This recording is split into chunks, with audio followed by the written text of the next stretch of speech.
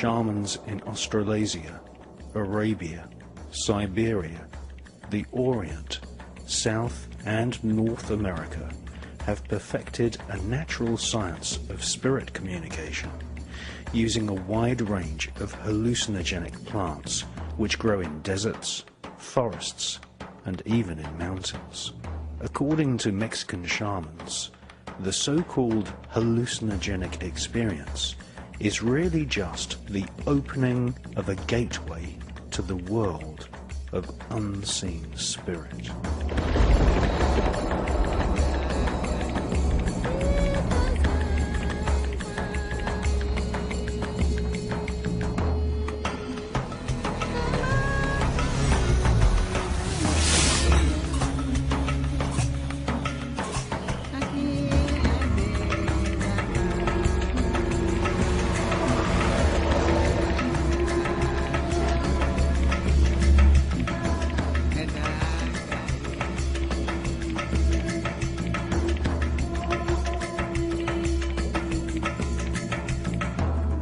For thousands of years, shamans all over the planet connected themselves with the spirits of their ancestors, the spirits of plants, the spirit of planet Earth itself, and the spirit of the universe.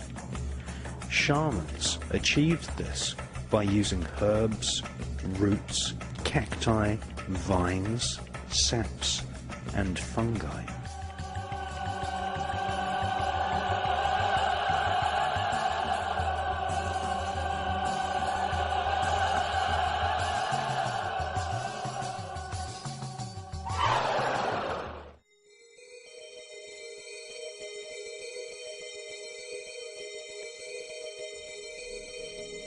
To the uninitiated, the effect of these so-called plants of the gods seems unreal, fantastic, or even frightening, and is often described as hallucinogenic or psychedelic. Many people say they are scared of ever experiencing the effects of these ancient plants. American author Carlos Castaneda says that this is because our modern lifestyles have become controlled by the corporate Illuminati and are now disconnected with the spirits of nature and the spirit of planet Earth. Shamans across the planet teach their children that ancient herbs such as ayahuasca reconnect your astral body with the infinite spirit of planet Earth. Many of the plants used by shamans to open the gateway to the spirit world contain a substance called dimethyltryptamine, or DMT for short. Dimethyltryptamine has been described as the spirit molecule because it appears in hallucinogenic plants and also naturally occurs in the human brain. The effects of DMT often create a so-called out-of-body experience, where this spirit body, or astral body, can leave the physical body and explore the universe.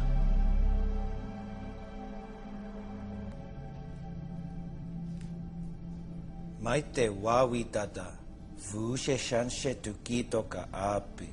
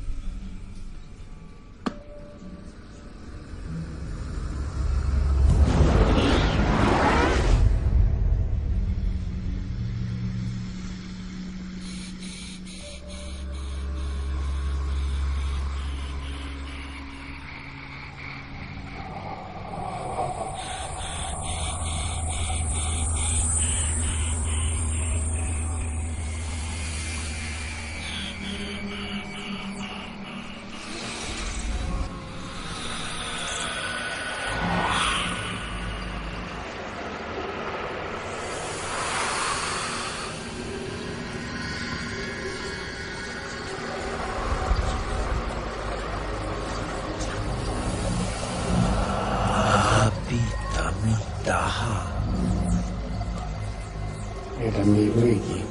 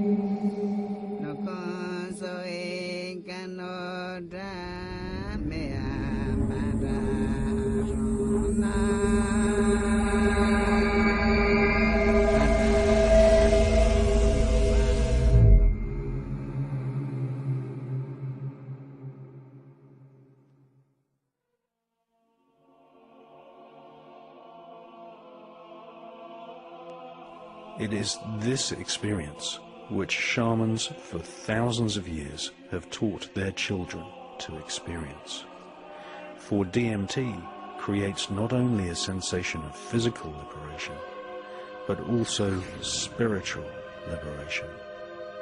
Through the use of plants which contain DMT, shamans teach that you can once again develop a strong relationship with the spirit world.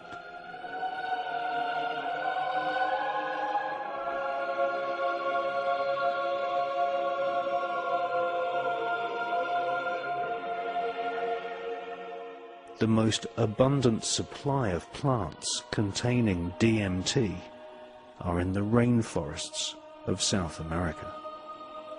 Is this why the Illuminati corporations are destroying the rainforests?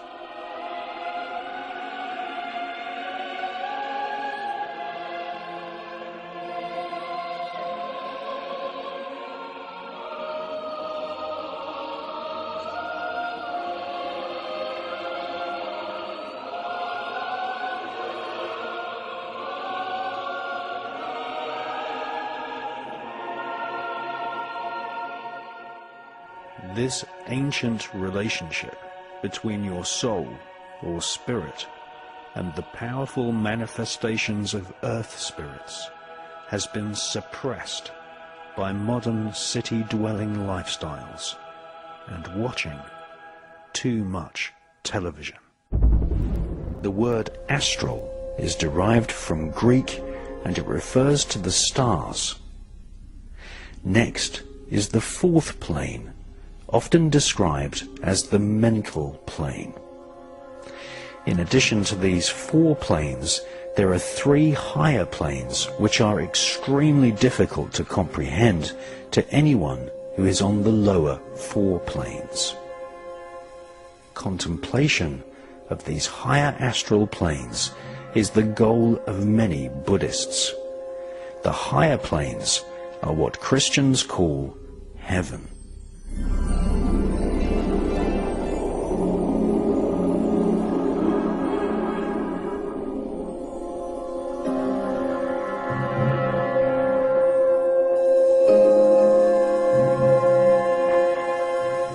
Throughout history, Freemasons, Knights Templars, Satanists, Magi, wizards, shamans, voodoo doctors, Kabbalists, monks, and even popes have engaged in magical ritual in order to contact the spirits of dead people, demons, and the elemental spiritual forces of nature which reside on the astral planes.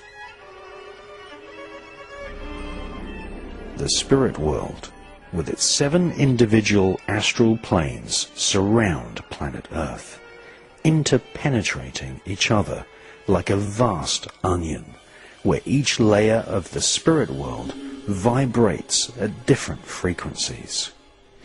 These frequencies correlate to the 7 astral planes of the spirit world and can actually be seen by clairvoyant people. These people have often been described as mediums, prophets, and oracles. One of the most successful prophets in recent times was Dr. Nostradamus, who used powdered nutmeg and other hallucinogenic herbs to aid his visions of the spirit world. In fact, the Holy Bible lists more than 30 hallucinogenic plants which are used in rituals around the world to see into the spirit world.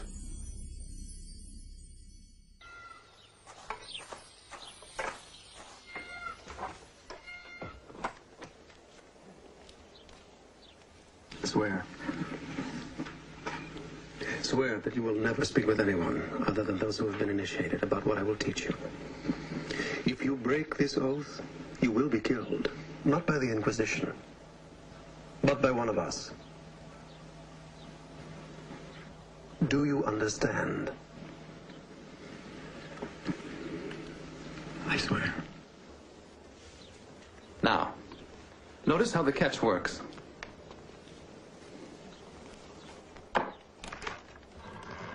You will use it while I'm away.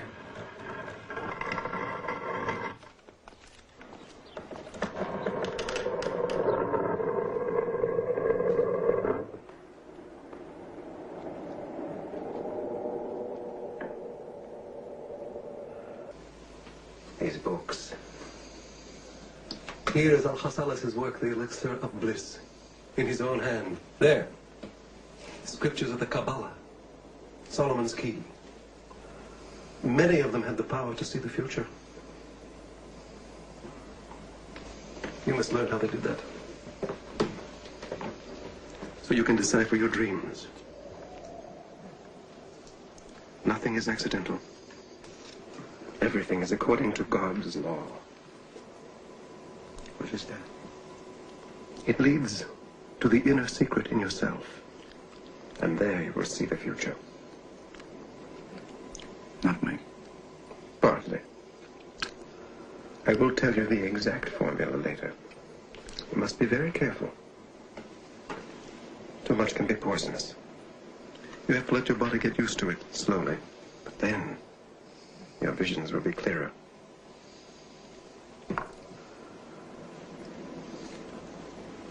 What is that?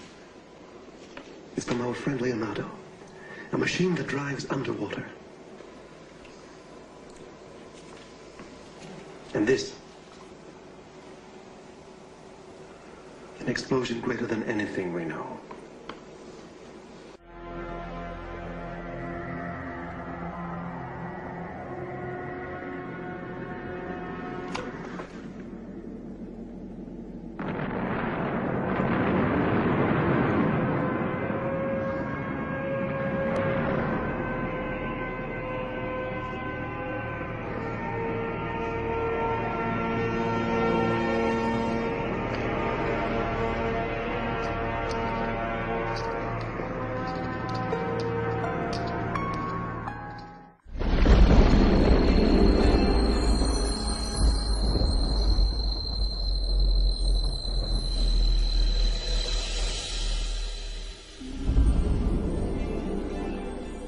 Psilocybin mushrooms are common in Northern Europe and were the ritual drug of choice for druids and Nordic shamans.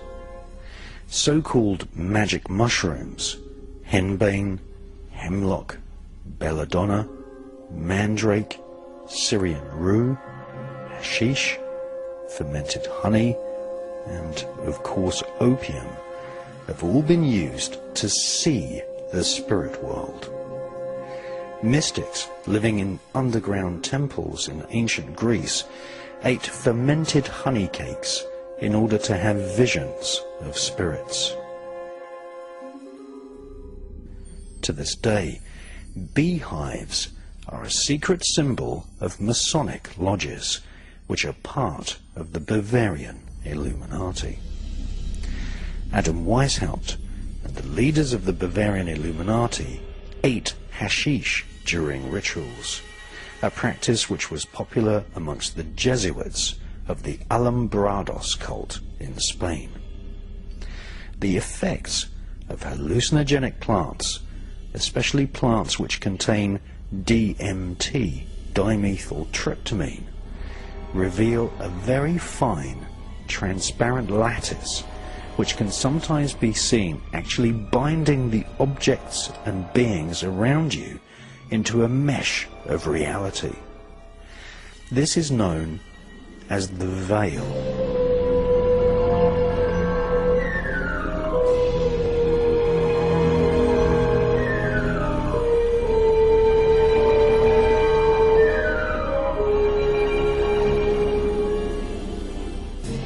And it can sometimes be seen shimmering and vibrating like a gossamer dusting over all surfaces.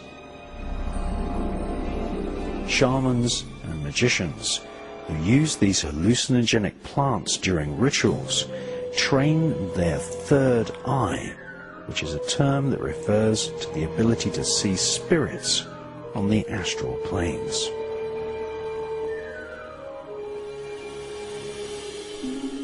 The whole of planet Earth is covered with energy, which is known as the ether. This flows across the sky like an invisible weather system. According to Sir Oliver Lodge, one of the pioneer inventors of radio, the ether is actually a spiritual domain, and it interconnects with planets and stars right across the universe. The ether is the unseen, sacred life force which mystics speak of around the world.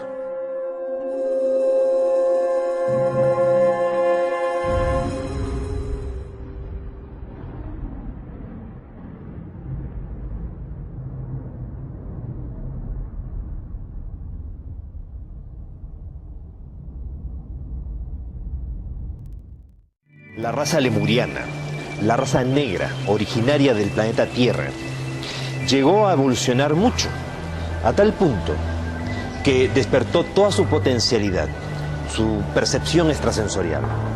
Los seres humanos de aquel entonces fueron capaces de descubrir de que vivíamos en un tiempo alternativo, diferente al real tiempo del universo, y que ese tiempo podía ser flanqueado, que podía ser atravesado.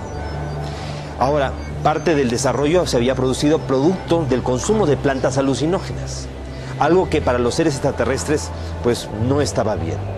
Cuando los extraterrestres que se habían dedicado a los otros 4 planetas estaban pendientes del proceso evolutivo, se enteraron de que la humanidad de la Tierra estaba evolucionando, estaba avanzando, pero lo había hecho bajo un proceso que no era el que ellos consideraban el más adecuado, decidieron venir aquí. Y hace unos 30.000 a 35.000 años de los nuestros, se produjo un terrible retroceso.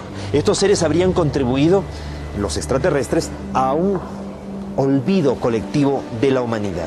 Es algo que se menciona en el libro de la Biblia, en el capítulo 11 del Génesis, cuando se refiere de la Torre Babel. Hubo una época de la historia de la humanidad en que los seres humanos hablábamos un solo idioma, o sea, teníamos desarrollado la telepatía, la percepción extrasensorial, y habíamos sido capaces de construir una escalera al cielo, o sea, una conexión con lo superior, con esas otras realidades. Dice la Biblia que los Elohim tuvieron temor de que al ser humano no les resultara nada imposible, así que ellos decidieron intervenir para hacernos olvidar. Y se produjo hace 30.000 a 35.000 años atrás un terrible retroceso en el ser humano, un olvido generalizado en el cual ellos podrían retomar el proceso evolutivo, pero ya con la propia supervisión, ya con el control de ellos. Fue así como hace 25.000 años de los nuestros, 2 grandes civilizaciones, los seres de Orión y los seres de las Pléyades, fueron enviados por este Consejo Galáctico para intervenir en nuestro planeta en calidad de guardianes y vigilantes. Unos eran los seres de Orión y otros los seres de las Pléyades. No todos los oriones tenían apariencia antropomorfa humanoide. Habían unos con aspecto reptiloide. Precisamente el jefe de los oriones se llamaba Satanel, Satán o Satanás, un extraterrestre, que no hay que confundirlo para nada con Lucifero Luzbel, que sería un ultraterrestre. Con los siglos, la angeología ha ido confundiendo tanto las cosas que a veces se utiliza el mismo nombre de un ángel de luz para denominar a uno de oscuridad y viceversa. Por ejemplo, se utiliza la palabra Ha-Satán, el adversario, para denominar a Lucifero Luzbel, o serían dos entidades totalmente diferentes. Fue así entonces que llegan estos guardianes y vigilantes. La idea era hacer un seguimiento del proceso de la evolución de la humanidad. Se había producido un terrible retroceso, como mencionamos.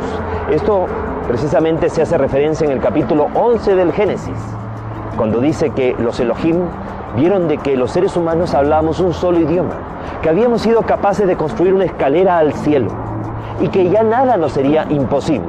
Esa escalera naturalmente no era tanto un zigurato, una torre o pirámide, sino más bien una conexión de tipo psíquico, espiritual. Entonces decidieron venir y confundir las lenguas, nos hicieron olvidar. Ese olvido sería el terrible retroceso.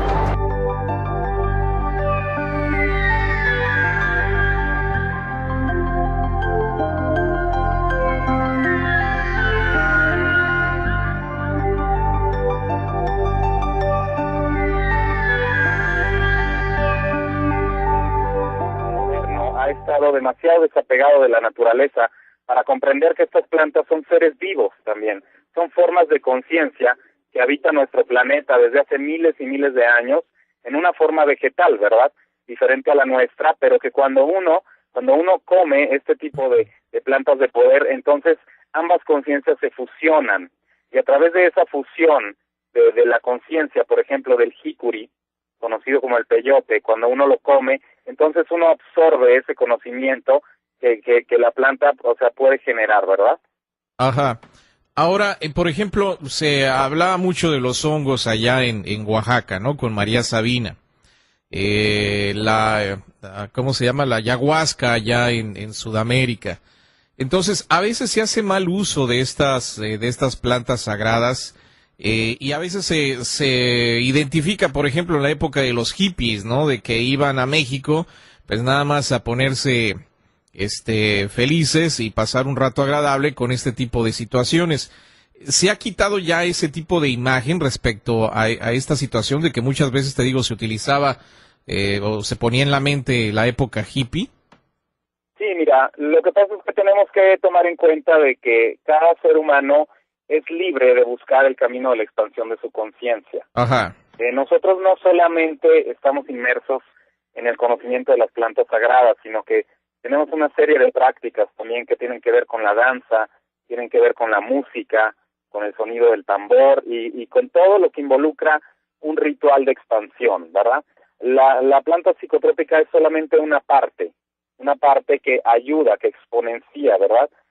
Todo este sentimiento, toda esta emoción, toda esta expansión de la conciencia, pero lo más importante es la convivencia que tiene uno en ese momento con las demás personas que participan y con los elementos que se manejan ahí, como el fuego, que es el abuelo, ¿no? Él es el principio generador de luz, es el creador. Bueno, los hippies en esa época utilizaban otro tipo de herramientas, porque en esa época estaba muy de moda el uso del LSD. Ajá. Es la dietilamida del ácido lisérgico. De hecho, a principios de los años 50 y los 60 todavía era permitido su uso recreacional, pero el despertar de la conciencia a que llevó el uso de estas sustancias puso en peligro la maquinaria capitalista del gobierno americano, porque toda la gente se dio cuenta de que estaban inmersos en un problema político muy grande con la Unión Soviética, estaban conduciendo guerras en Corea y en Vietnam, y la gente simplemente despertó y ya no quiso enviar a sus hijos a morir por un conflicto político. Ajá. Además de eso, también estaban en contra del capitalismo de consumo, del excesivo consumo, como sucede hoy en nuestra sociedad. Entonces, debido a eso es que se dio esta guerra en contra de las plantas de poder y en contra de los psicotrópicos, que son completamente diferentes a las drogas recreativas de hoy en día, como lo son la cocaína o como las metanfetaminas, porque estas drogas son de tipo alcaloide y no tienen digamos un efecto directo sobre la serotonina en el cuerpo. O sea, son dos cosas diferentes, ¿no? Oh. Sobre la pregunta que me hacías del abuso de estas sustancias, yo creo que cada día es menos. Yo creo que aquí en México, por lo menos, la práctica de estos rituales se hace de una manera muy consagrada, se hace de una manera ya muy ordenada, porque precisamente las etnias como los huicholes han querido salir a las ciudades y han querido salir a enseñar a la gente cómo se deben utilizar estas plantas, en qué contexto, lejos de las ciudades, dentro del corazón de la naturaleza. Así es como se está llevando a cabo ahora. Ok, sí, digo, siempre es importante saber, ¿no?, de qué manera se está desarrollando este tipo de prácticas y ceremonias que se han puesto, pues, muy de moda ahora también con, pues, los medios de comunicación, los libros, videos que de repente han salido y hablan respecto a esto. Déjame hacer la pausa, José Luis, y ahorita regresamos para seguir platicando contigo en esta noche. José Luis Murra, investigador de campo, escritor y matemático y autor del libro del Sexto Sol, en el programa de Los Desvelados, aquí a través de Desvelado Network. Vamos entonces con José Luis Murra. Está con nosotros, autor del libro El Sexto Sol, está con nosotros vía telefónica desde Cuernavaca, Morelos. José Luis, ¿estás ahí? Sí, aquí estoy, Víctor. Recuerdo que esta última vez que estuvimos platicando en Tijuana, estábamos platicando de este investigador, ahorita lo tenía en la mente, que es... Hancock. Ándale, Hancock, que tú mencionabas mucho, ¿no? De que él pues empezó dentro de lo que es la astroarqueología, mirar pues el movimiento de los astros, las construcciones arqueológicas, y después escribió un libro muy interesante ya dentro de lo que son las ceremonias chamánicas. Sí, el libro de Supernatural. Uh-huh. De Supernatural, o sea, él vivió estas experiencias que pues lógico, al momento de estar investigando este tipo de culturas antiguas y que aún existen esos remanentes actualmente, pues tuvo que experimentar estas ceremonias para ver realmente cuál era la cosmogonía, ¿no?, que él había tanto investigado a lo largo de los años, y vino este libro de Supernatural de sus experiencias que él tuvo dentro de estas ceremonias sagradas. Yo creo que esto dio una pauta que otras personas pudieran voltear hacia este tipo de conocimiento, ¿no?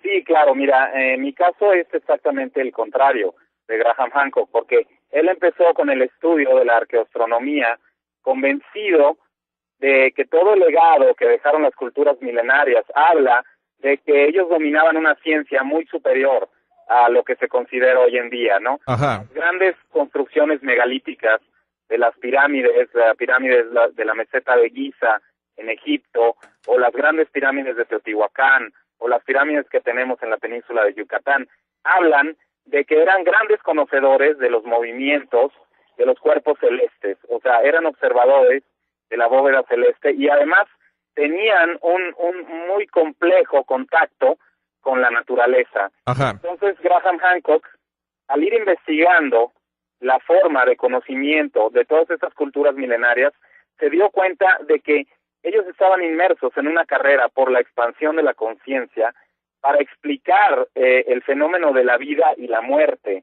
y la consecuente vida después de la muerte. Entonces fue así como él empezó a investigar el chamanismo. En mi caso fue el contrario. Yo empecé hace 25 años con los rituales de expansión de la conciencia, que me llevaron a tener experiencias que ahorita les voy a relatar, muy importantes para comprender el contexto social en que se desarrollaban la construcción de las pirámides y de esta ciencia. Entonces yo hace aproximadamente 12, 15 años empecé a mirar muy a fondo a las culturas milenarias y me di cuenta de que todo su contexto social obedecía al método de investigación chamánico. Okay. O sea, ellos se basaban dentro de lo que eran las ceremonias chamánicas para poder tener este conocimiento. Sí, definitivamente, porque la ciencia de hoy en día solamente contempla un método de investigación, que es el método científico. Ajá. Entonces, dentro de este método científico, lo que nosotros hacemos es crear tecnología de observación más profunda. Por ejemplo, creamos telescopios para observar las estrellas distantes, Ajá. Creamos microscopios para observar el mundo mucho más de cerca. Digamos, podemos observar bacterias, microorganismos, podemos observar cadenas de ADN, y de esa manera es como obtenemos el conocimiento, solamente a través de la observación. Pero el método chamánico es diferente, porque en el método chamánico uno fusiona su esencia como persona, de su conciencia, con diferentes conciencias que están coexistiendo en nuestro planeta, y a partir de esa fusión que se logra a través de los rituales, es como uno obtiene la observación directa. Graham Hancock cita mucho al investigador Robert Crick, que fue el descubridor de la molécula del ADN.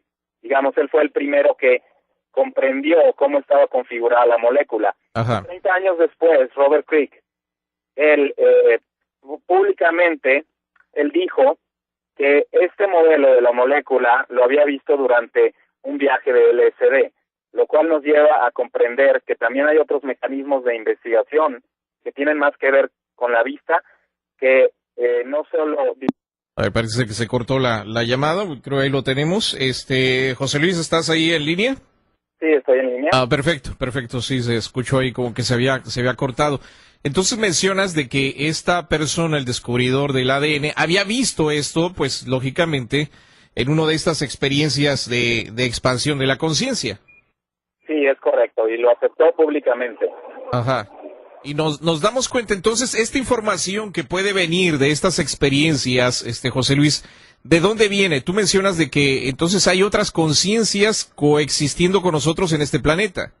Sí, exactamente. Y mira, de acuerdo a los físicos teóricos, que son los encargados de estudiar un campo de la física conocido como la mecánica cuántica, Ajá. ellos hablan de que existe una propiedad del campo unificado, que es, digamos, la matriz de la creación, de donde surgen los átomos, los quarks y todas estas partículas fundamentales.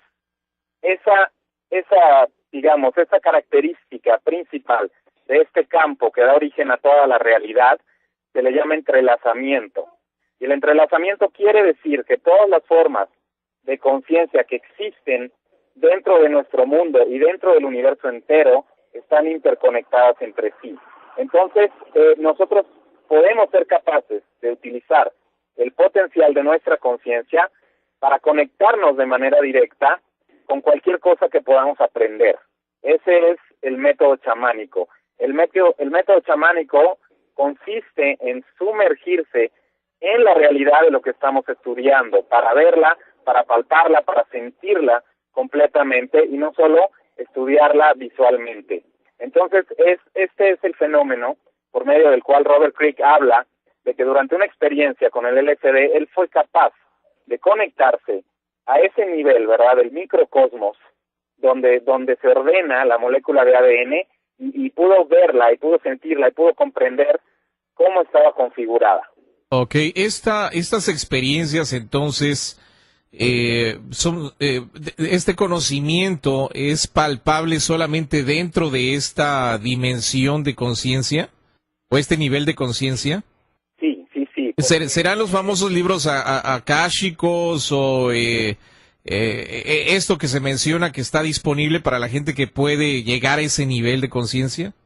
Mira, se habla mucho sobre todas esas tradiciones, pero en mi experiencia propia, yo te digo que el chamanismo es la forma más antigua de conocimiento que existe para la humanidad. Ajá. Tenemos registros de alrededor de 40,000 años. Entonces, como yo le digo a toda la gente en mis conferencias, cuando un conocimiento se protege y se renueva y dura por milenios y milenios y milenios, es porque hay un valor intrínseco dentro de él. Porque lo que no tiene valor se desecha de inmediato. Así somos los seres humanos. Los seres humanos solamente conservamos lo que nosotros creemos que tiene mucho valor. Entonces, esta forma de conocimiento, que no solo era practicada aquí en México, Ajá. sino también en la remota China, estamos hablando del Japón, de Siberia, de Sudamérica, de todas las latitudes del planeta. Entonces, quiere decir que es una forma que ya está impresa en el ser humano para comprender los mecanismos que gobiernan al universo. Claro. Y bueno, lo interesante aquí de que son culturas hasta que a veces uno pensaría que no tenían ninguna relación o contacto, pero que manejaban este tipo de apertura dentro del conocimiento chamánico. Sí, claro, y además tenemos que tomar en cuenta algo que es muy importante y que me gustaría que todos los radioescuchas entendieran, que este tipo de conocimiento se daba completamente fuera del contexto económico.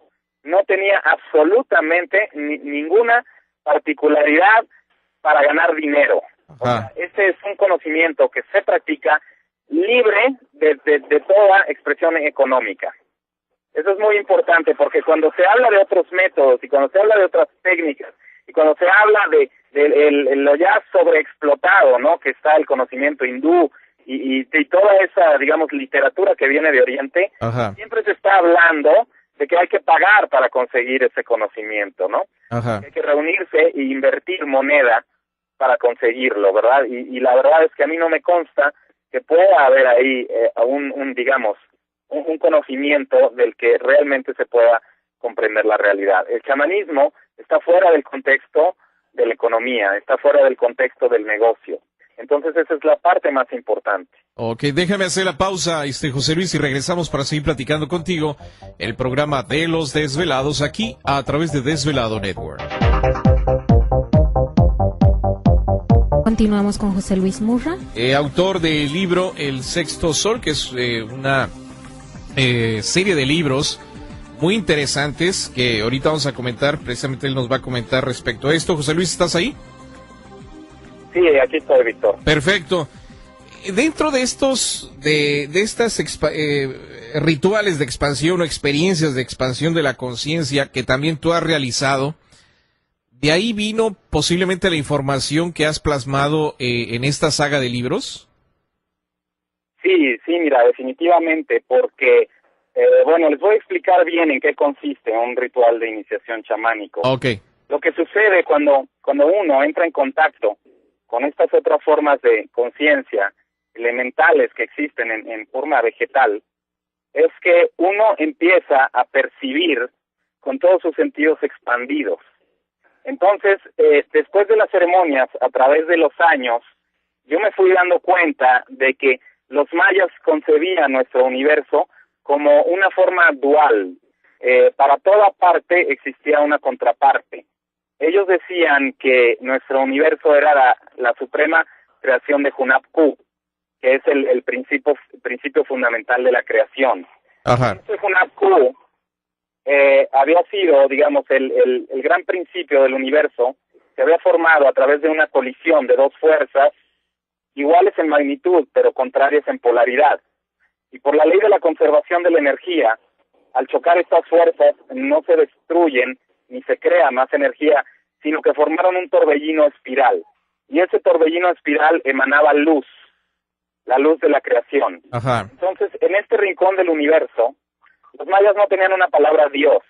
La palabra en sí, Dios, etimológicamente, viene del latín Deus, que se deriva del griego Zeus. Entonces nosotros, sin darnos cuenta, cuando nos referimos al creador del universo, nos estamos refiriendo a Zeus en todo momento. Y Zeus es una percepción equivocada de las fuerzas del universo, porque los griegos solamente veían, o sea, no podían concebir otra fuerza diferente a la del ser humano, y veían a este supremo creador como un ser humano gigante. Entonces los mayas no tenían palabra Dios. Para ellos, el supremo regidor de este rincón del universo era el sol.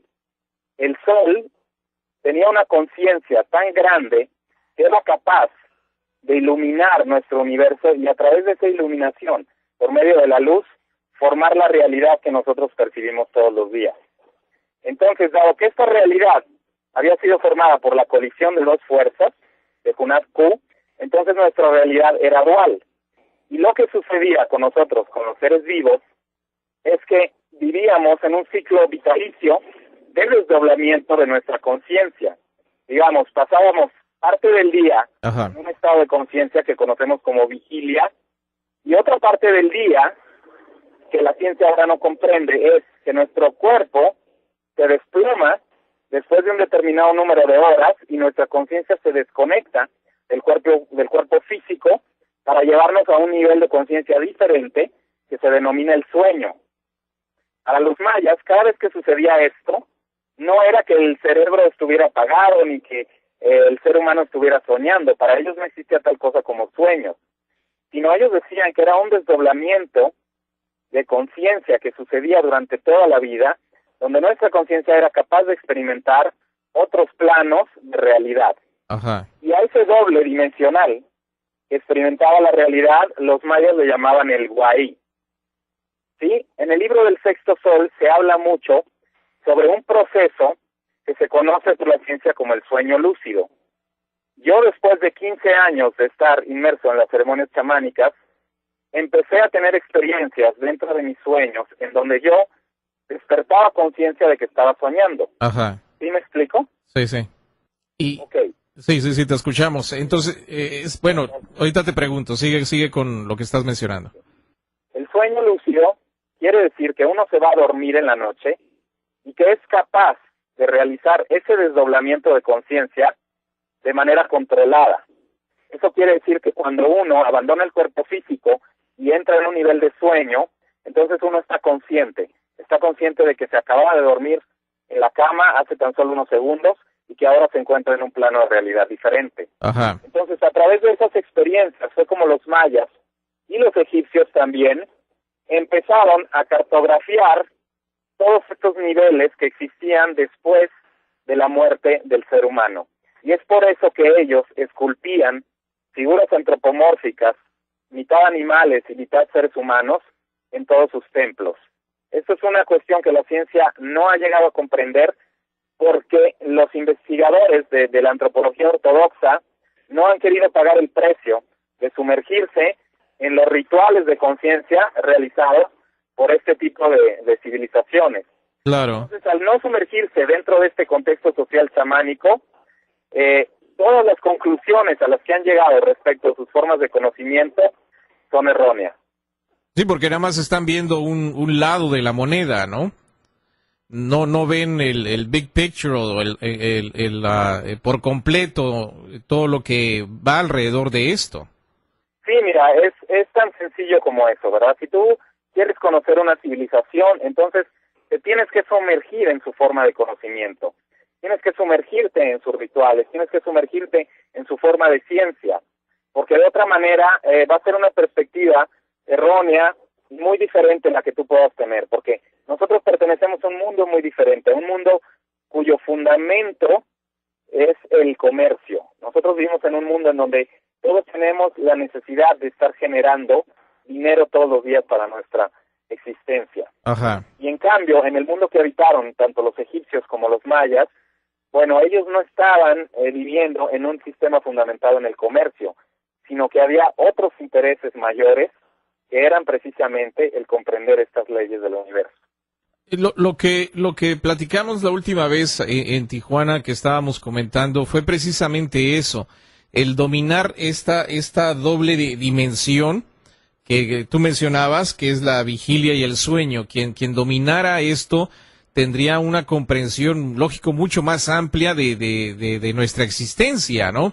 Si una persona vive 75 años, tiene 75 años de vida, por lo menos 25 años se la pasó dormido. Entonces la pregunta es, ¿esos 25 años de qué sirvieron? Correcto. Mira, para hablar claro respecto a cómo entendían los mayas este periodo de transición de conciencia, el poder transferir tu conciencia de manera controlada a los niveles de sueño no era un don, sino era una habilidad que todos los seres humanos podíamos desarrollar.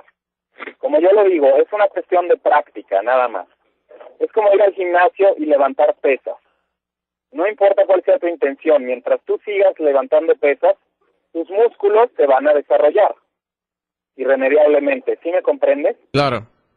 Entonces, es lo mismo con los rituales chamánicos. Cuando uno realiza y practica los rituales chamánicos, entonces nuestra conciencia se expande y nuestra conciencia crece y nos lleva irremediablemente hacia la realidad del sueño lúcido. Digamos, es una consecuencia de la práctica de los rituales chamánicos. Okay. Y esto es muy importante porque tanto para los mayas como para los egipcios, la transición a la conciencia del sueño era la forma de aprender a dominar la realidad más allá de la nuestra. Esto quiere decir que era como un campo de entrenamiento, para cuando uno estaba listo para dejar el cuerpo físico, entonces uno ya tenía la experiencia suficiente para poder habitar esos reinos de conciencia. Y dentro de la cosmología de los mayas, a esto se le llamaba el camino de ascensión a través del sendero de Xibalba. Ellos decían que nuestro mundo estaba integrado por 9 niveles de realidad que correspondían a los reinos inferiores del inframundo, que es donde nosotros nos situamos. Y arriba de esos 9 reinos existían 4 reinos celestiales, conocidos como los reinos de Itzatna, que era donde el ser humano era capaz de existir ya lejos de la materia densa, solamente en forma de conciencia.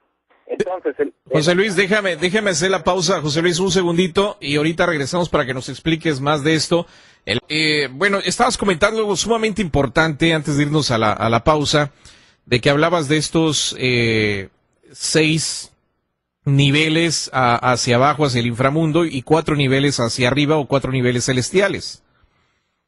Sí, mira, en este momento sí quiero recomendarle a todo el público que lean la saga del Sexto Sol, porque todo este conocimiento está exponenciado en el libro, está explicado de una manera muy sencilla para comprender, y además está hecho en forma de novela. El libro es un bestseller aquí en México, ha vendido más de 30,000 ejemplares, está prácticamente agotado el primer volumen de la serie, lo están reimprimiendo ahorita en la editorial. Ah, qué bueno. Es un libro, sí, es un libro que crea conciencia, es un libro que es una fuente de conocimiento, no es una recopilación de investigaciones de otros autores, no, este es un libro que habla sobre la fuente de conocimiento, es un desciframiento mismo, y es lo que te estoy explicando ahorita. Okay. Y esto es... Nosotros, Ajá. nuestro ser físico se encontraba en uno de los niveles más bajos del inframundo. Para ellos, nuestro mundo de todos los días era un mundo en donde el ser humano estaba condenado a recibir enormes cantidades de sufrimiento en diferentes formas, en forma de dolor físico, en forma de enfermedades, en forma de enfrentar la muerte de los seres queridos también, que es uno de los dolores más profundos que existen. Ajá. Entonces, ellos que vivían en un mundo que no era gobernado por el dinero, entonces ellos dedicaban su vida a comprender los misterios que podrían llevarlos más allá de la existencia física para escapar del inframundo. Y sobre esto, bueno, no es una invención mía, sino que habla el libro del Popol Vuh. El Popol Vuh, que es considerado el libro sagrado de los quichés, nos lleva dentro de una historia de 2 gemelos que cooperan. A ver, nuevamente, vamos a ver si hacemos el enlace con José Luis en esta noche. Parece que ya tenemos la línea lista. José Luis, ¿estás ahí? Sí, ¿en dónde me quedé? Ah, ok. Estabas platicando del Popol Vuh, de la historia de estos 2 muchachos. La historia del Popol Vuh nos relata la lucha de dos hermanos, que son Junapo y Xpalanque, contra los amos del inframundo. Ajá. Y es una forma que tenían los mayas para explicar que el ser humano es un ser doble. Nosotros somos seres duales.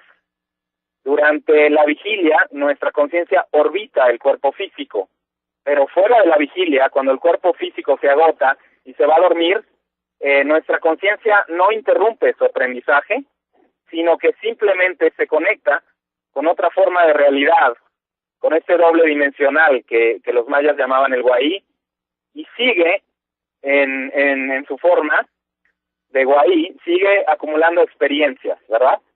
Entonces, en las páginas del Sexto Sol se habla muy a fondo sobre cómo los mayas ya tenían definido cuál era la forma a seguir para lograr esa expansión de la conciencia que nos llevara a identificar la realidad del sueño lúcido y preparar a nuestra conciencia para una existencia superior fuera del cuerpo físico. Ok. No, digo, tiene sentido esto, ¿no? De que pudiéramos nosotros dominar esta doble dimensionalidad. Y yo creo que es válido lo que estás mencionando, y que es parte de la modernidad que nos ha eliminado, ¿no? De que nosotros podamos utilizar el sueño como un modelo de aprendizaje o que seguiríamos utilizando el sueño dentro de nuestro cuerpo espiritual. Sí, mira, y esta realidad del sueño, bueno, es conocida desde tiempos inmemoriales, porque estamos hablando de que los libros sagrados, como la Biblia, hablan también sobre experiencias de sueño, sobre sueños premonitorios, sobre viajes en el tiempo. Las profecías de Nostradamus también son profecías que fueron hechas durante estados de conciencia expandida, de sueño lúcido, ¿no? Pero, o sea, más importante aún, te quería mencionar. Sí. Hay un autor que toda la gente conoce, su nombre es Deepak Chopra. Ajá. El doctor Deepak Chopra, en uno de sus libros, en el Sincrodestino, menciona que de acuerdo a la sabiduría de los Vedas, nosotros como seres humanos éramos capaces de experimentar 7 estados de conciencia. Los 3 primeros estados de conciencia los experimentábamos todos los seres humanos. ¿Sí me sigues? Sí, sí. Ok. Esos 3 estados de conciencia eran la vigilia, el dormir sin estar soñando. Ajá. El tercero sería el dormir y soñar, pero de manera caótica. Y el cuarto estado de conciencia, que es el primero de los estados de conciencia expandida, menciona él, es el sueño lúcido. Entonces, no solamente existen el legado de los mayas que habla sobre la expansión de la conciencia a través del sueño lúcido, sino que también del otro lado del mundo, los Vedas sabían que el camino de ascensión de la conciencia era por medio de experimentar esa realidad controlada de la transición de nuestra conciencia de la vigilia al sueño. Es que estos son principios universales, José Luis, o sea que no tiene que ver culturas ni geografía, sino que son principios que son viables y legítimos en cualquier lado. Sí, de hecho, mira, este método de expansión de la conciencia es universal. Estamos hablando como las matemáticas. La matemática es una ciencia universal, ¿no? Ajá. No existe la matemática china ni la matemática estadounidense, no. Existe una sola forma de matemática porque es el lenguaje del universo. Entonces, esta forma de expansión, así como la hablaban los Vedas, como la hablaban los mayas o los egipcios, es exactamente la misma. Tiene que ver con hacerse consciente de que el mundo físico es solamente una escala en el viaje que realiza nuestra conciencia para reunir la suficiente experiencia para poder ascender a los reinos superiores. Claro, claro. No, es que es apasionante estos temas, o este tema en sí, José Luis, porque es una llave, es la manera en que se puede conocer todas las cosas, ¿no? Pero lógico, se necesita práctica, se necesita practicar, se necesita saber cómo utilizar esa llave para abrir estas puertas de conocimiento. Sí, claro, y si recuerdas, hace unos minutos yo te mencionaba que el chamanismo existe desde hace 40,000 años, porque hay un conocimiento muy profundo dentro de su enseñanza, y por eso es precisamente que se ha conservado, porque los chamanes se dieron cuenta que esa era la llave que abría las puertas a la comprensión de la vida después de la muerte del cuerpo físico. Entonces imagínate el valor tan grande que tiene para que se haya conservado 40,000 años en forma de tradiciones.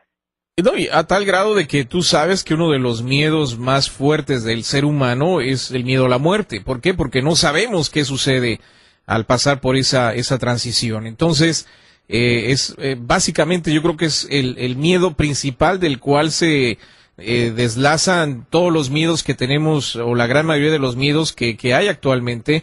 Precisamente es el desconocimiento a qué sucede cuando nuestro cuerpo queda ya en este plano terrenal y nuestro espíritu continúa su aprendizaje, su ascensión. Sí, claro, estoy muy de acuerdo contigo, pero también tenemos que tomar en cuenta que a pesar de todo el miedo que le tenemos a la muerte, todos la vamos a tener que enfrentar. Claro.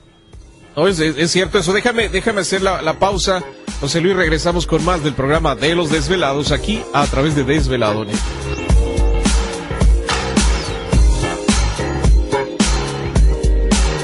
Es muy cierto lo que mencionas, José Luis. Tarde o temprano todos vamos a tener que enfrentar la muerte. Sí, así es. Y yo creo que, bueno, va a ser un momento muy trascendental para nuestra conciencia, porque va a ser el momento del desengaño. Nosotros en ese momento pues vamos a experimentar la muerte de nuestro cuerpo físico y la continuidad de nuestro ser. Ajá. Ahí vamos a decir, chin, sí, tenía razón, es cierto lo que estaban comentando, ¿no?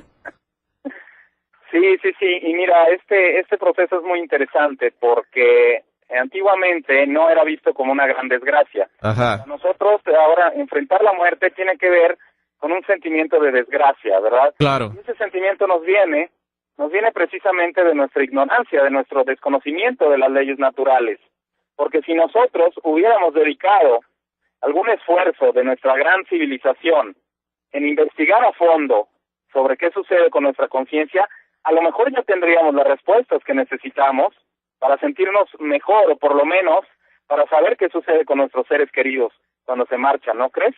Claro, no, sí, es muy cierto, pero recuerda que también, pues este conocimiento que se tenía anteriormente, pues fue borrado por completo, ¿no? O sea, las civilizaciones que existían en este continente, pues casi fueron exterminadas, y lógico, con su conocimiento con ellos.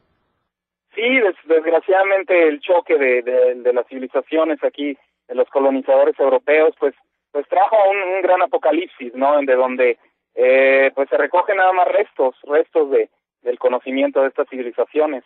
Pero bueno, gracias a muchos investigadores como yo, pues se ha recuperado mucho de estas formas de ciencia que ellos tenían y que nos llevan a comprender su universo de una manera más clara, ¿no? Claro. En este momento, yo quiero mencionar que para toda la gente que nos escucha en Estados Unidos, la serie de libros del Sexto Sol están disponibles en Internet, los pueden ordenar en Amazon Books.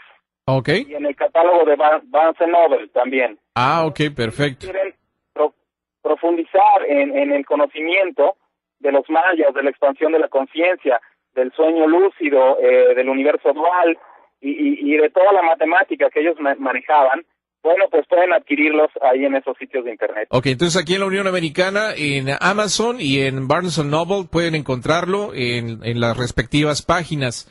En la República Mexicana, ¿dónde pueden encontrarlo? En la República Mexicana están en venta en todas las librerías de prestigio, en almacenes Sanborns, en Liverpool. Son fáciles de encontrar. Yo lo que les quiero recomendar a todas las personas que quieran leer es que empiecen la saga en orden, que compren primero el libro primero del Sexto Sol y luego sigan con el segundo. El próximo año vamos a tener ya publicado el tercer libro de la saga, y bueno, también tenemos una página de Internet que es www.elsextosol.com.mx. Ahí todas las personas, bueno, pueden informarse, pueden leer también todos los comentarios de todas estas miles y miles de personas que nos siguen, que siguen la saga del libro. Claro, no, es que es algo realmente impresionante, y qué bueno que pusiste este conocimiento en forma de novela, de historia, para que pues la gente pueda empaparse de esta información y sobre todo que este conocimiento prevalezca, ¿no? Sí, mira, como te mencioné hace unos minutos, nosotros estamos comprometidos en que estas formas de conocimiento no se pierdan. Estamos trabajando de cerca con la etnia de los huicholes, con etnias que vienen también de Estados Unidos, de los indios americanos, o otros chamanes que vienen de Perú y de otros lugares de Sudamérica también, porque estos métodos para expandir la conciencia no están al alcance de todas las personas, ¿verdad? Y bueno, pues es difícil conservarlos. Se necesita, es un conocimiento que se transmite de generación en generación, ¿no? Que yo voy a transmitir a mis hijos también, y que deseo que mis hijos lo transmitan a sus hijos, porque es la única manera de conservarlo. Claro, de que esto siga adelante. José Luis, el tiempo es el que se termina, pero ¿qué te parece si dejamos nuestra charla para otra ocasión y seguimos platicando siempre de estos temas interesantes que tú manejas? Sí, gracias, Víctor, y muchas gracias a todos los radioescuchas también. Pues nos vemos entonces, nos podemos escuchar en otra ocasión, y un saludo, un abrazo a todos ustedes. Muchísimas gracias, José Luis, te agradezco muchísimo por estar con nosotros en esta noche madrugada. José Luis Murra, investigador de campo y por supuesto también matemático y escritor del Sexto Sol. No se pierda usted esta saga de libros. Ahorita ya hay 2 a la venta. Como él menciona, pues empiecen con el primero para que vayan agarrándole el hilo a la historia. No, realmente, con el tema que él maneja, José Luis Murra, podríamos estar toda la noche platicando. Es un tema muy apasionante esto de las enseñanzas chamánicas y de qué manera los chamanes obtenían este conocimiento a través de estas ceremonias o rituales de expansión de la conciencia, ¿no? A través de estas plantas sagradas. Así que no sé, es interesantísimo esta información que él comparte. Ahora sí que esto se hace con gente que sabe manejar las plantas, porque muchas veces quieren probar y no saben cómo hacerlo y vienen consecuencias que después uno dice, ay, ¿qué pasó? Sí, no, pero sí hay que tener mucho cuidado, lógico, alguien que sepa manejar bien estos rituales y estas plantas que son sagradas, ¿no? Se manejan con mucho respeto, no es nada más saber qué se siente, ¿no? Sino que esto conlleva una gran responsabilidad, que es lo que mencionaba José Luis Murra, ¿no? De que no es nada más de que, a ver, denme a ver qué se siente, sino que es algo mucho más importante que esto, porque pues son llaves que abren, como él menciona, puertas a conocimientos eternos, ¿no? Son los lugares donde nuestras culturas antiguas pues iban a buscar conocimiento que ellos necesitaban para su desarrollo en aquel entonces.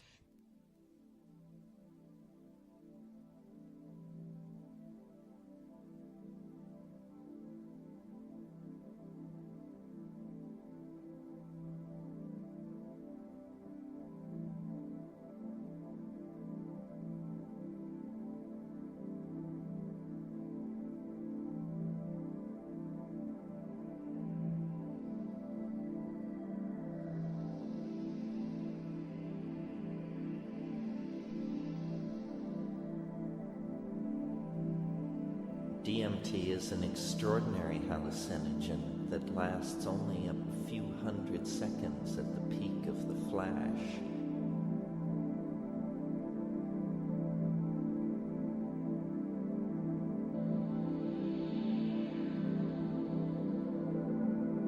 It's something which is smoke. It's something which is smoke.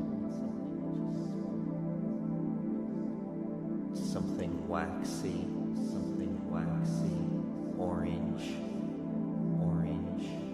smelling of camphor,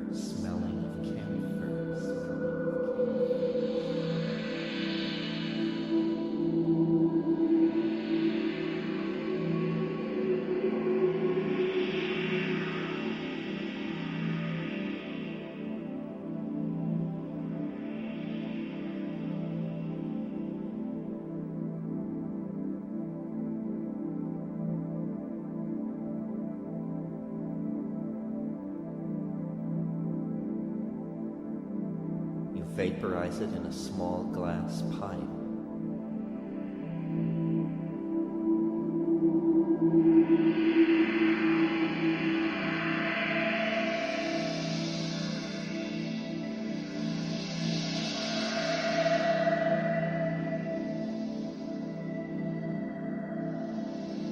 It's something which is smoke. It's something which is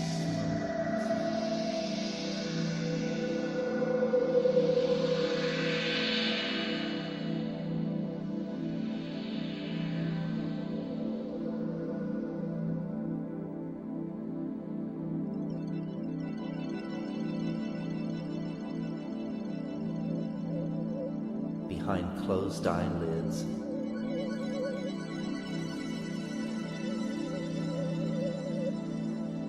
A kind of hallucination forms.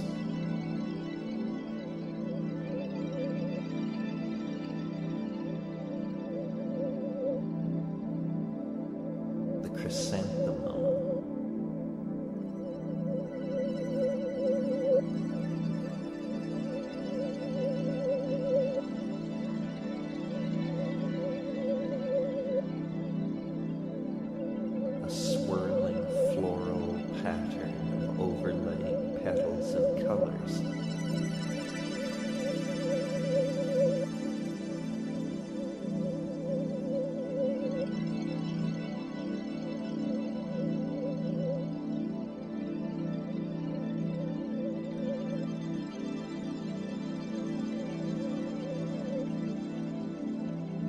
watch the chrysanthemum, you watch the chrysanthemum.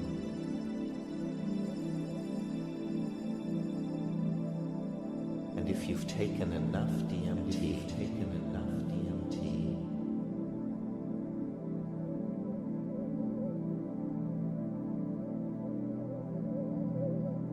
after about 15 seconds,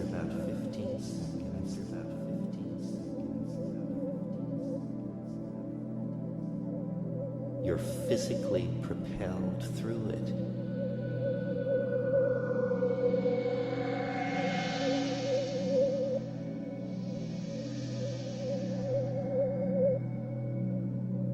Into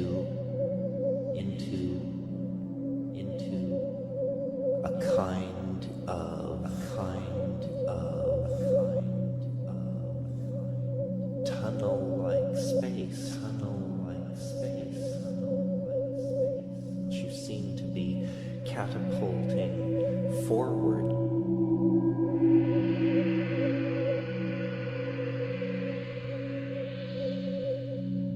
Through some kind of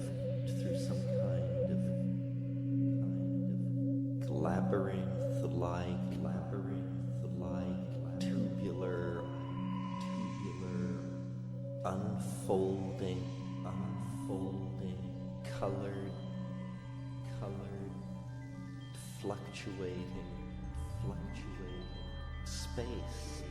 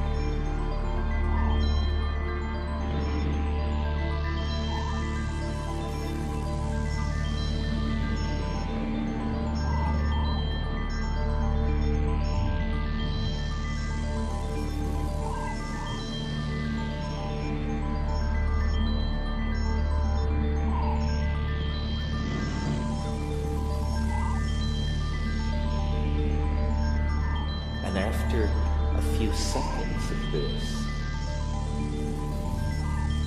it's as though you arrive.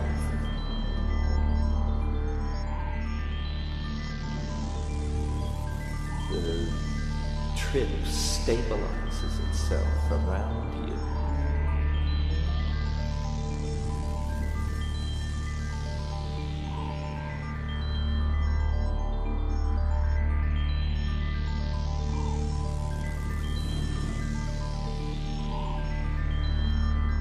And at that point, you're in a kind of dome, indirectly lit, comfortable underground space.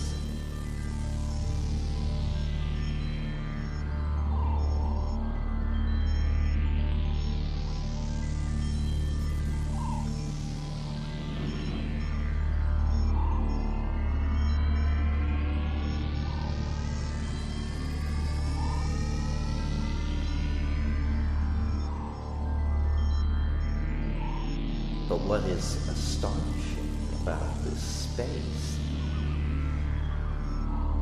is that it is inhabited. It is crowded.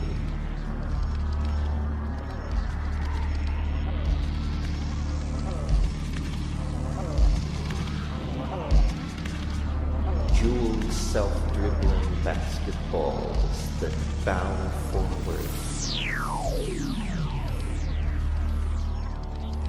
Chirping fractal denizens of the unconscious. They surround you, singing in a visible language and using that language to produce objects.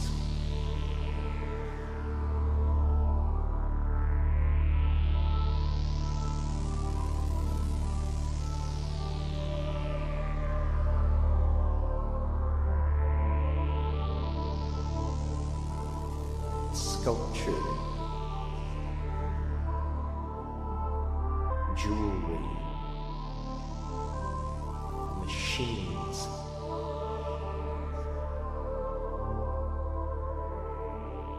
things made of precious stones and metal.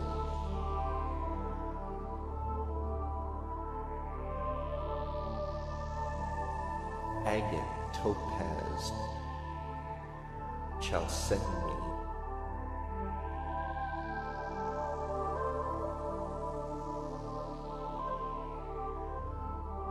All kinds of precious materials, but not stable, morphing, transforming themselves.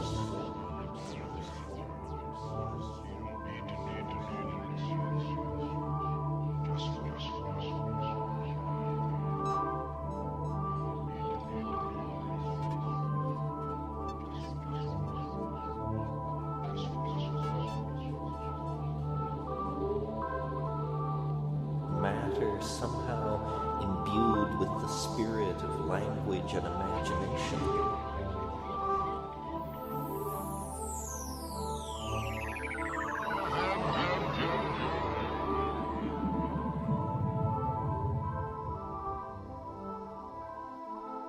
And these elf-like, gnome-like artisans crowd forward, each offering their own creation for your inspection.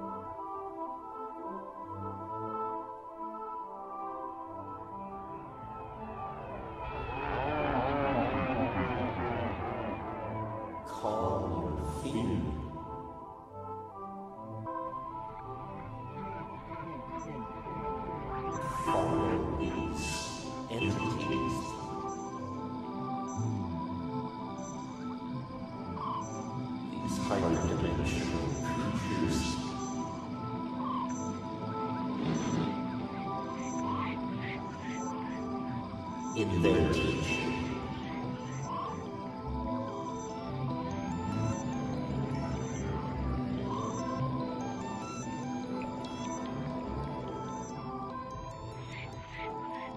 They are the initiators.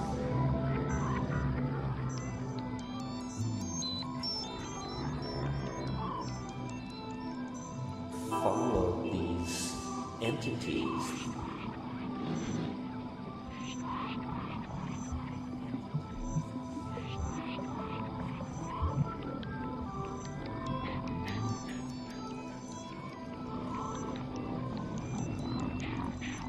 Use your voice.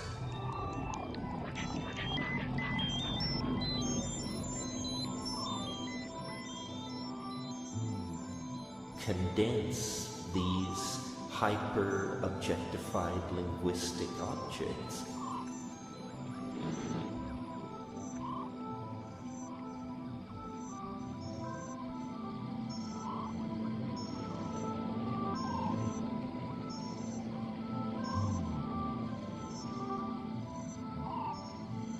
It's terribly important that you learn to do this.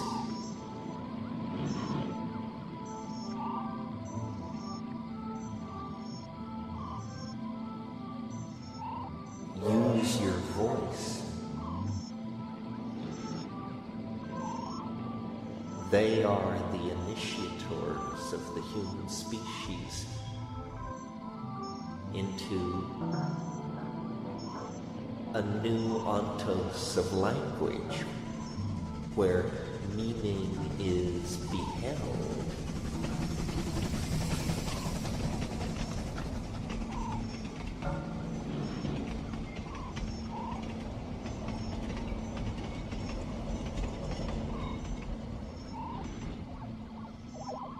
Use your voice.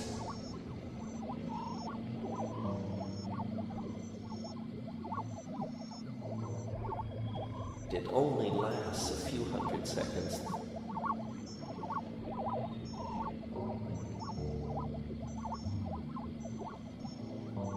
Meaning is beheld.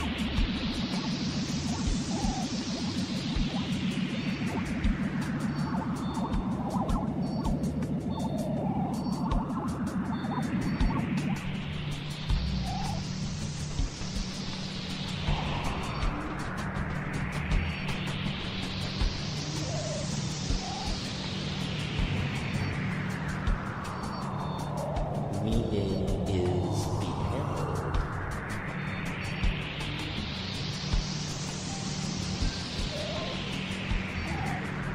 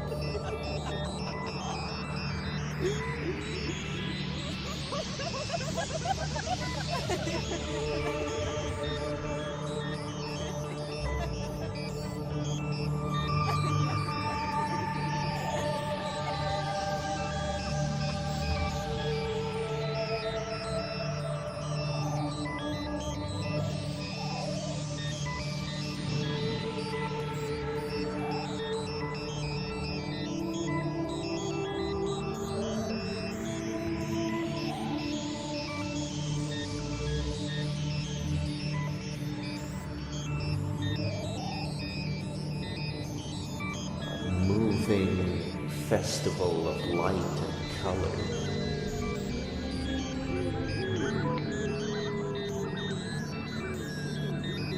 From beyond the pale.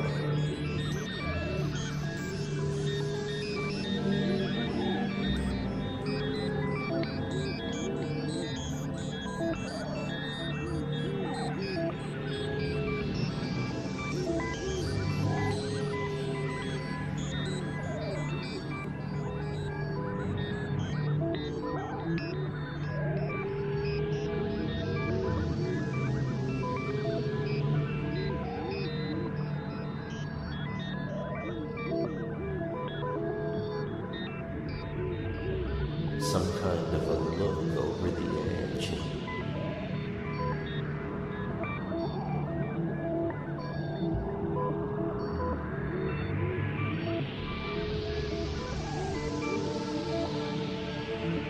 The after-death world.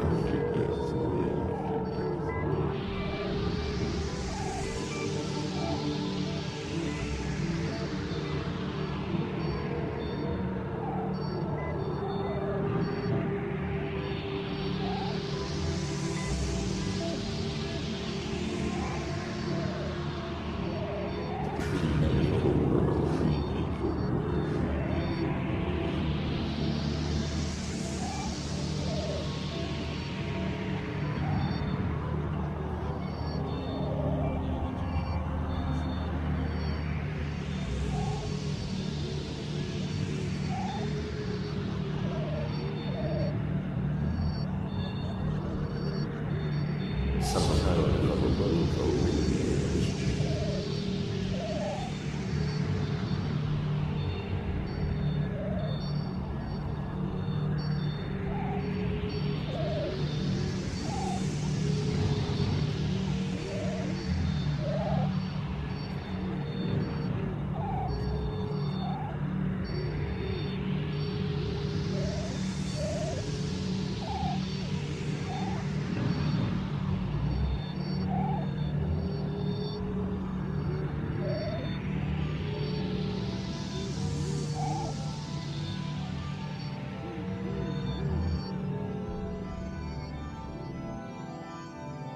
The prenatal world.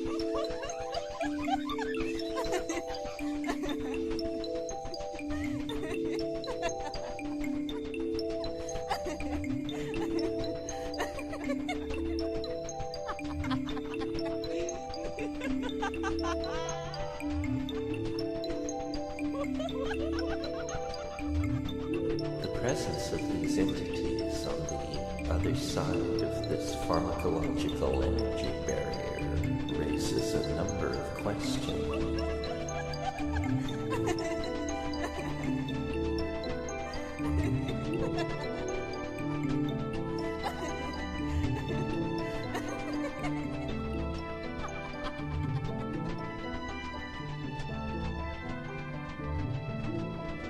Are they true aliens? True aliens? True aliens? From another star system, from another star system, from another star system, gently approaching us, gently approaching us, gently approaching us, gently approaching us.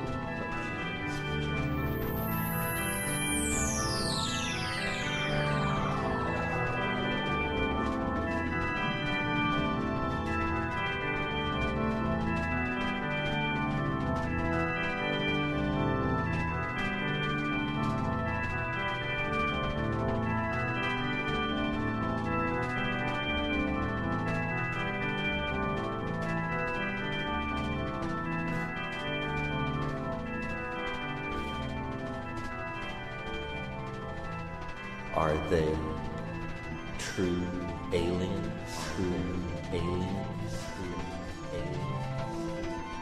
Hiding behind the mask of intoxication.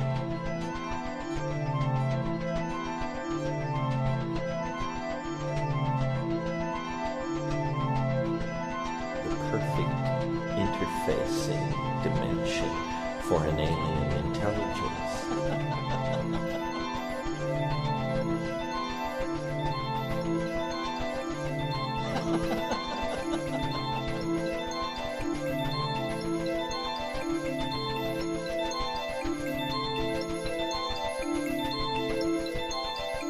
I prefer to think, however,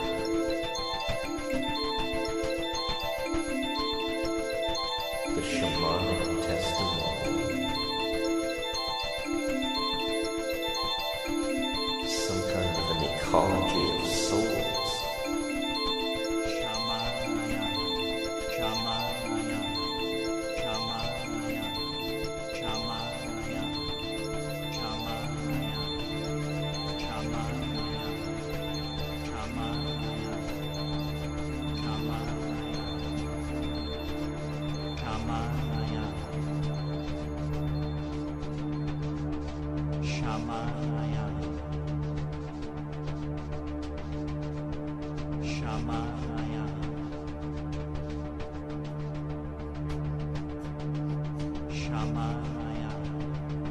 There is a level of excitement and childishness. It also contains elements of death and eros.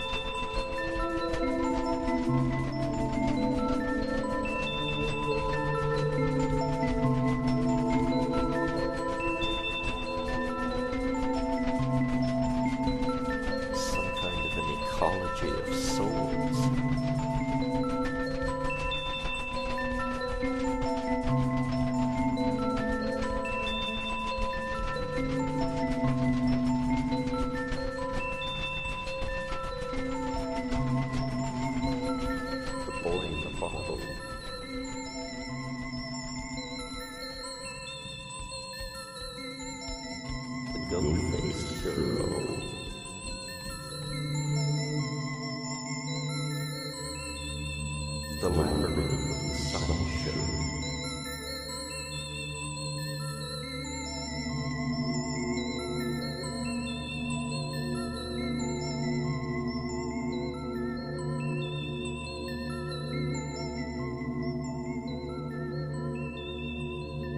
DMT is all of these things.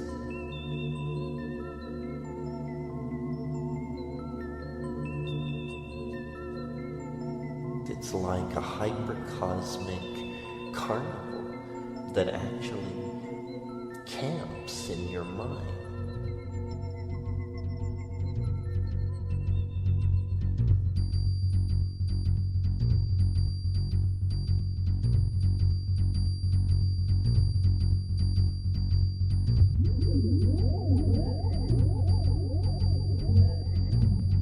The boy in the bottle.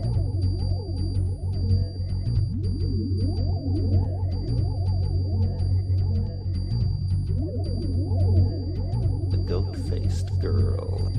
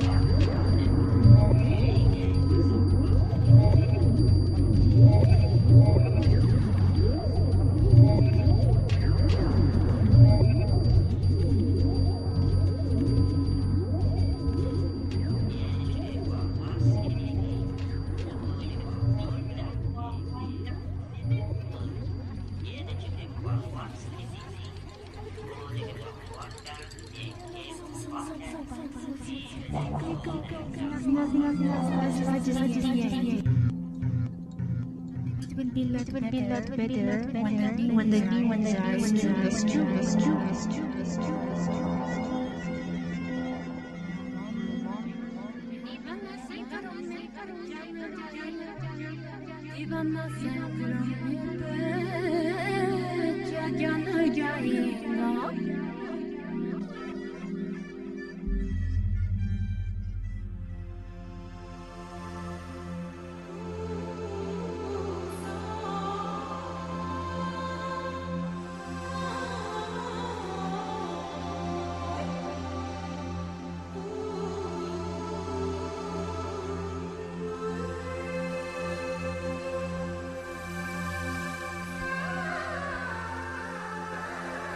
I somehow shattered the membrane between myself and ordinary space.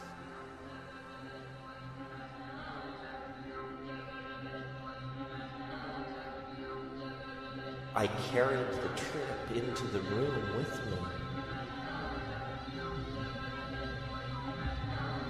An elf hanging off each hand.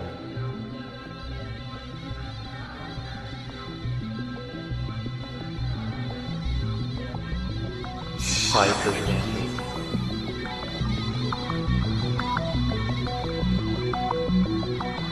it's definitely sensorial.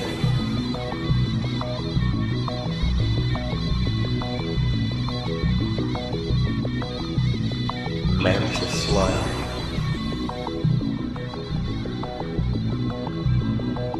High energy.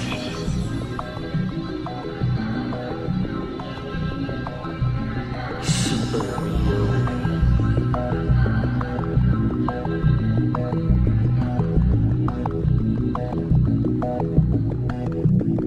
Off planet.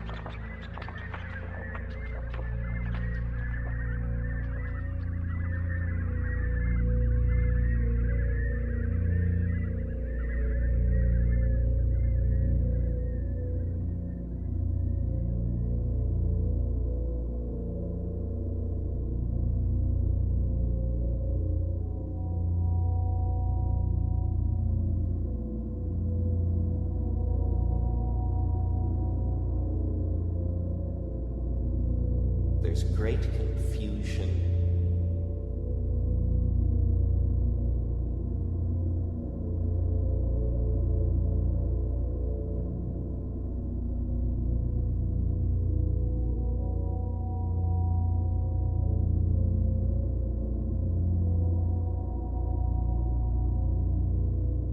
Very rapid transmission of data.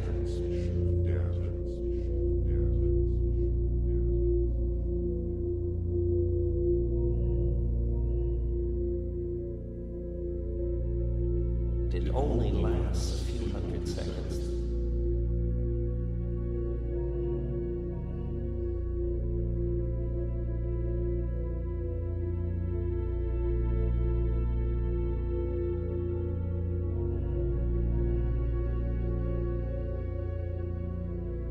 And then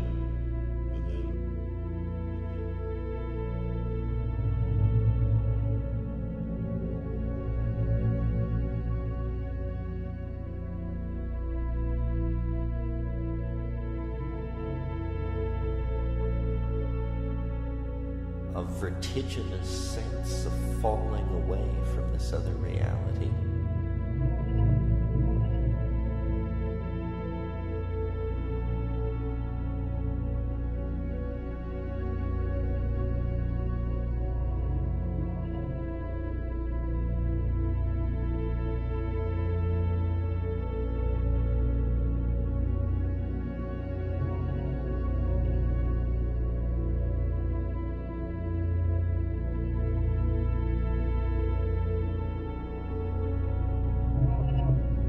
into one's normal body and space-time continuum.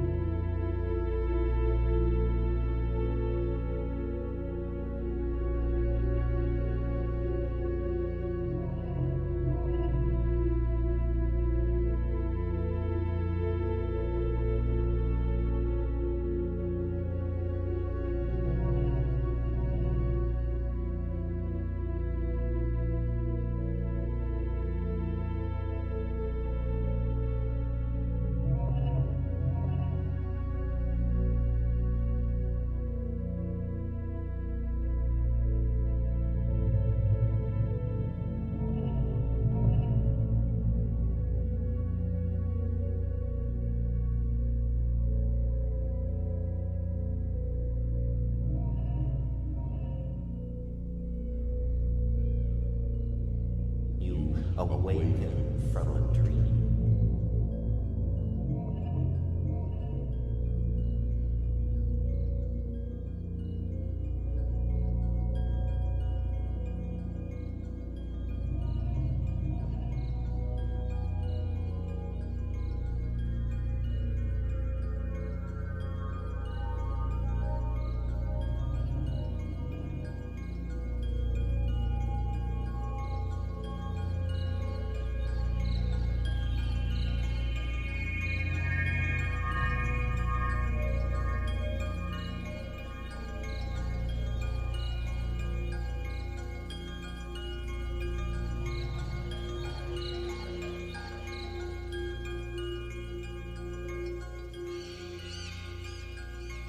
A dream.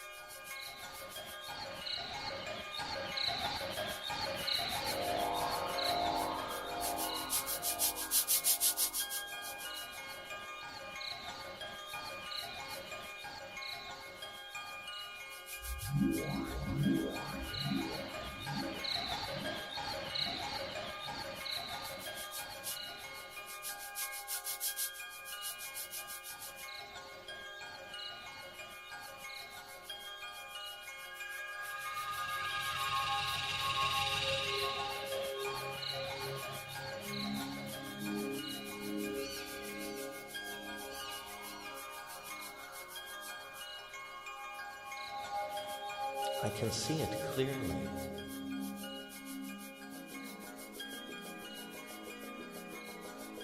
After a time, I think it sticks with you.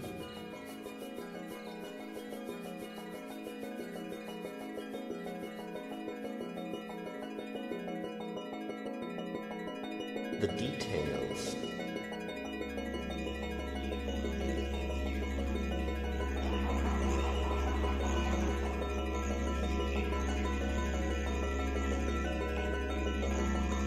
It's a kind of invoking of it.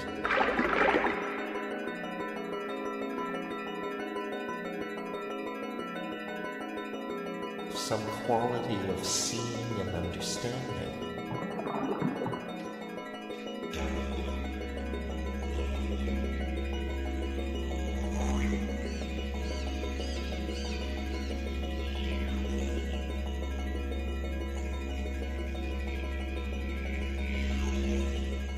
a dimension has been added to ordinary perception.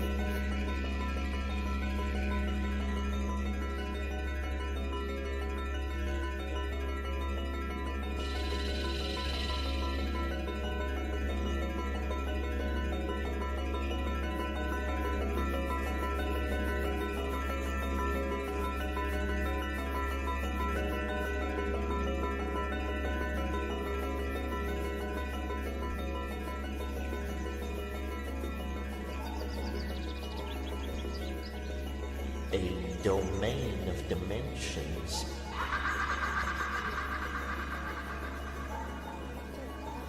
Some kind of connection.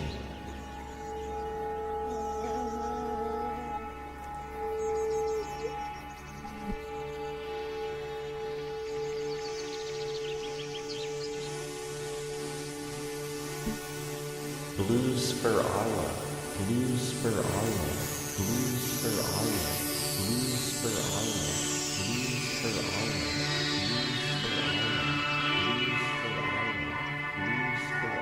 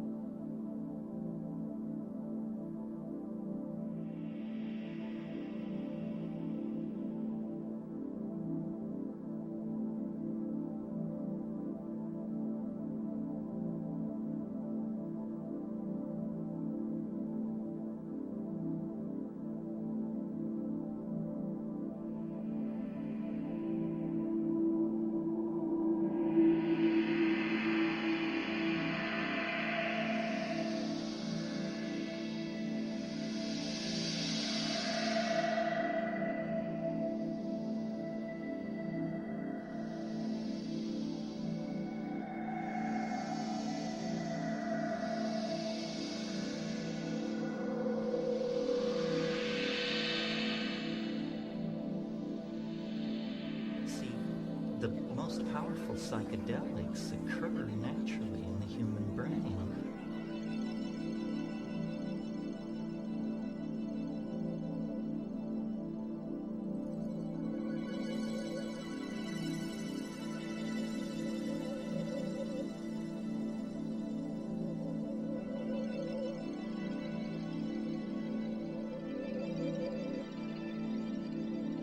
Like DMT, a really interesting thing about DMT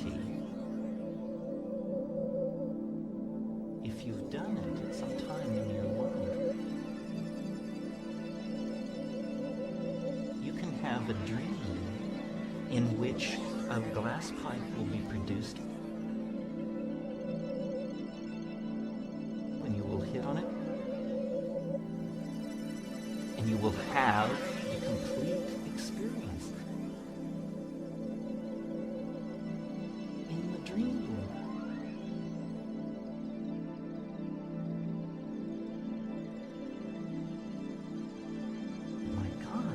It means that it's all there somehow.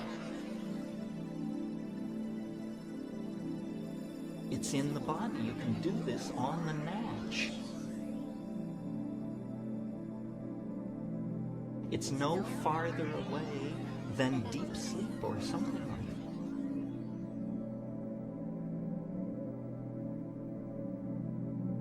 These truly titanic dimensions are looming in on our pathetically conceived rational future.